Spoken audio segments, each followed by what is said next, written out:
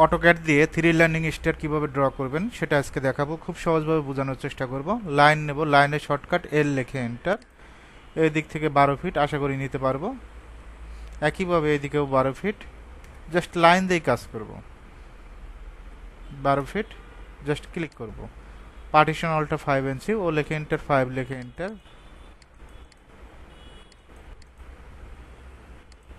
তারপর ফিলেট করে দিব, এফ লিখে enter, first point second point enter দেব। বারবার ফিলেট লিখতে হবে না, এন্টার এন্টার। ওকে, এখন আমরা অফসেট 3 ফিট 6 নেব। কত ফিট? 3 ফিট 6। ওকে, অফসেটটা 10 ইঞ্চি। কত ইঞ্চি? 10। 1 2 3 4 5। 1 2 3 4 5। ওকে, পারবো তো নাকি? তারপর আমরা ট্রিম করে দিব, এই অবজেক্টগুলো ট্রিম করে দিব, এই অবজেক্টটাও ট্রিম করব, এই অবজেক্ট জাস্ট ট্রিম করে দেব। তারপর সিলেক্ট করে ডিলেট।